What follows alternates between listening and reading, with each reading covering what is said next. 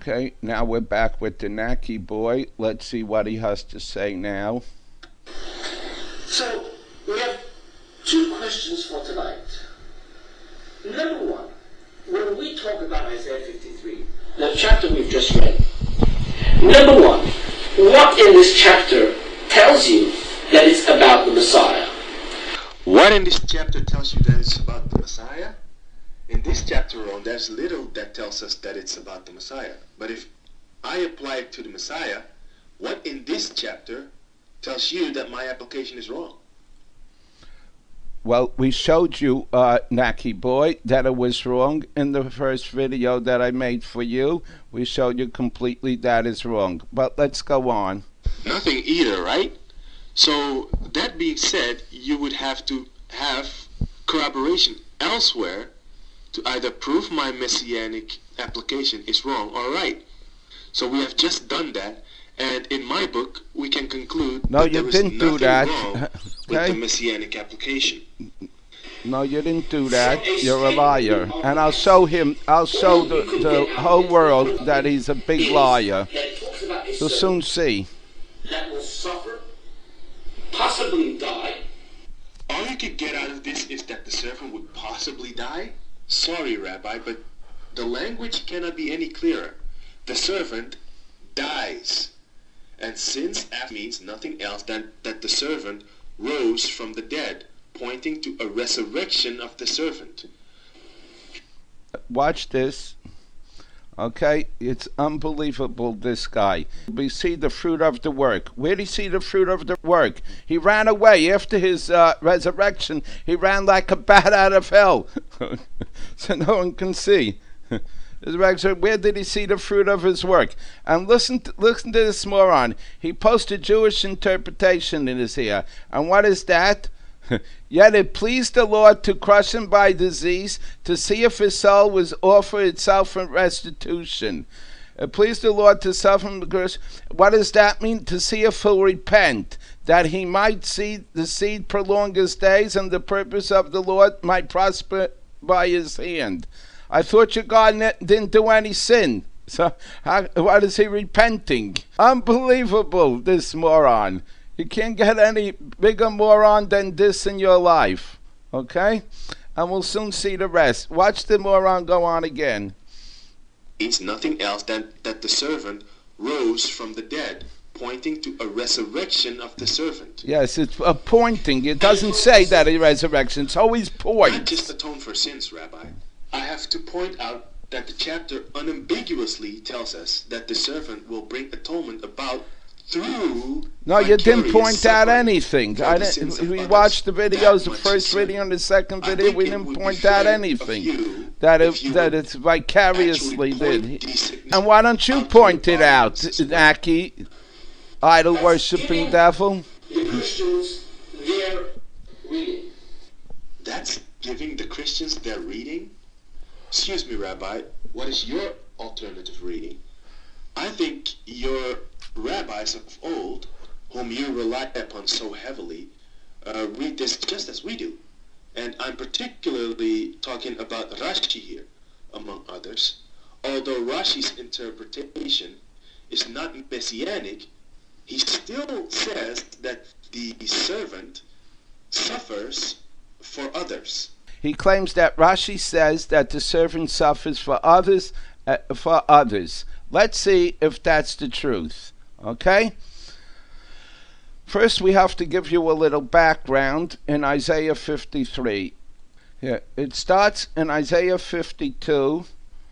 Okay, right over here. Behold, my servant shall prosper. He shall be exalted and lifted up, and shall be very high.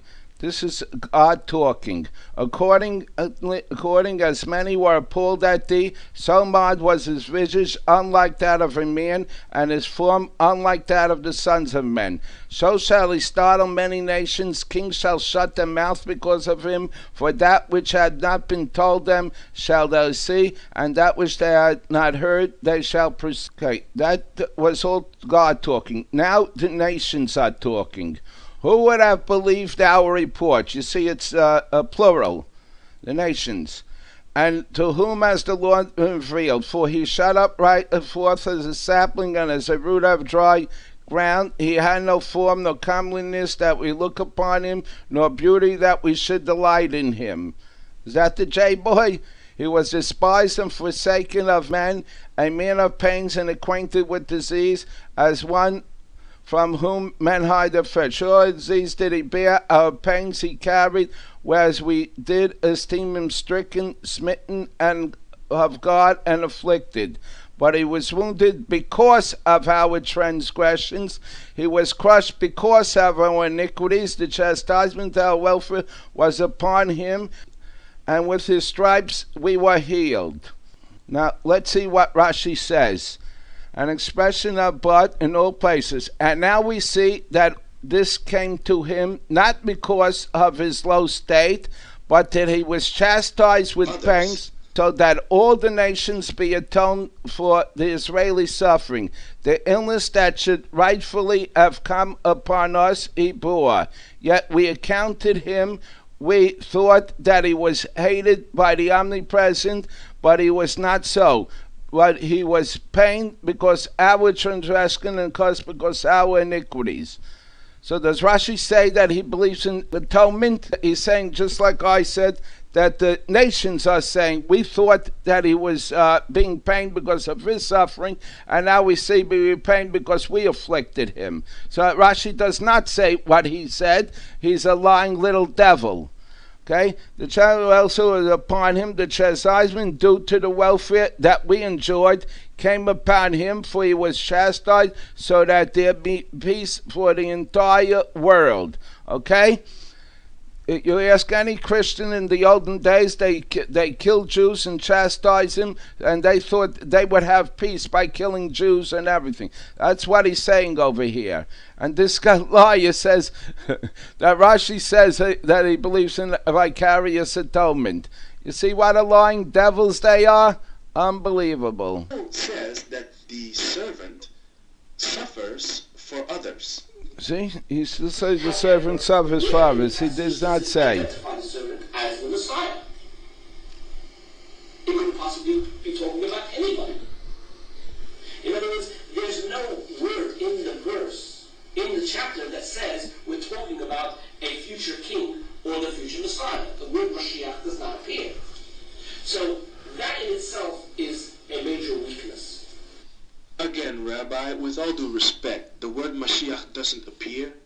This argument is just a complete non-argument that flies directly in the face of all who raise it. Yes, the word Mashiach doesn't appear, but then again, it appears nowhere in any of the prophecies that rabbinic Jews recognize as messianic, not even the passages you suggested earlier as messianic passages. And if you are going...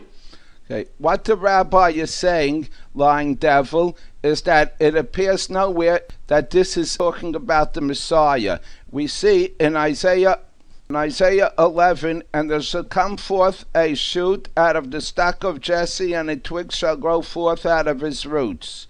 Okay, then we know that it's talking about the Messiah. Okay, there's no indication there. It says a servant. Okay, a servant can be anyone. There's a lot of people that are called servants in the true Bible. So that's what the rabbi meant. There's no indication that it's talking about the Messiah. He says our position will not allow this.